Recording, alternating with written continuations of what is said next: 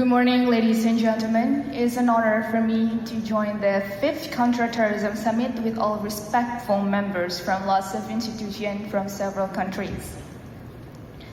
So, before I begin with the presentation, I would like to introduce what is Human Trafficking Watch. Human Trafficking Watch is a non-governmental organization based on Indonesia, and we have established since 2014. Our mission starts from our conscience to help fellow Indonesian brothers and sisters who become a victim of human trafficking, which we have to admit that human trafficking is a serious transnational organized crime, is a reality, and it shall not be ignored by society. In the journey, we are still developing. For now, we are still focused on assisting our fellow brothers and sisters who become the victim of human trafficking, which is based in Malaysia. And in conducting our activities, we mainly focus on 3 things. First is investigation, advocation, and education. So today I'm going to share our point of view regarding the global and regional human trafficking and how the money laundering practice is involved within this crime. So begin with the definition of human trafficking first. Based on Palermo Protocol, this protocol is to prevent, suppress, and punish trafficking in persons, especially women and children, supplementing the United Nations Convention Against Transnational Organized Crime and is the internationally accepted definition for human trafficking. With thwart the transfer.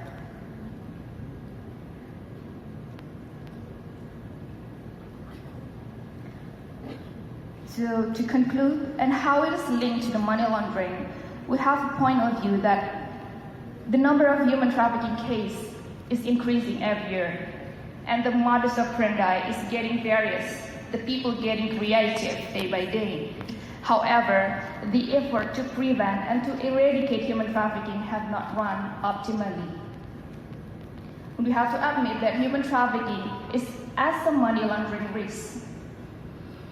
So it's actually intertwined between the human trafficking and money laundering. By strengthening the money laundering eradication, we'll have to eradicate the human trafficking as well, with approach to financial analysis, such as if there is a suspicious transaction.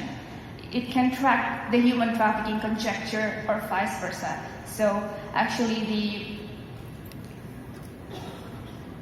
it can be started from the money laundering suspicion or from the human trafficking suspicions. I think that's all. Thank you. I look forward to hear from another regional perspective, 15-based crime. Thank you.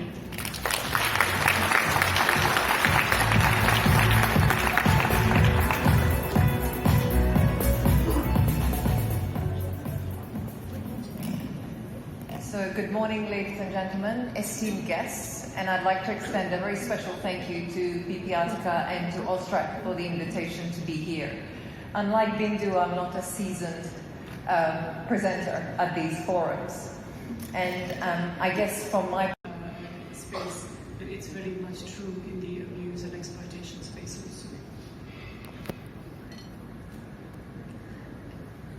Well, it's actually the same. I don't think I have to convince you to do the same, because in human trafficking, usually the victims, very low of percentage, they report themselves that they are in the danger. So basically, it has to be the country or the government or other institutions be more active to try to find if there is a crime with some in some kind of situations. So having an FIU and then having some organization or institution that can realize that there is a financial suspicion in financing, and then it will help the human trafficking eradications. And the second one is the investigation from human trafficking criminality, as actually can also see the money laundering criminality as well. Yeah, thank you. Can I add a slightly different persuasion to that? So it's estimated that that every year close to 25 to 30 billion is stolen from migrant workers in wages. So this is through exploitation. The wages are withheld, excessive recruitment fees, etc. As an FIU, I would hope that you would be interested in looking at that. That's a lot of money that is lost by the state.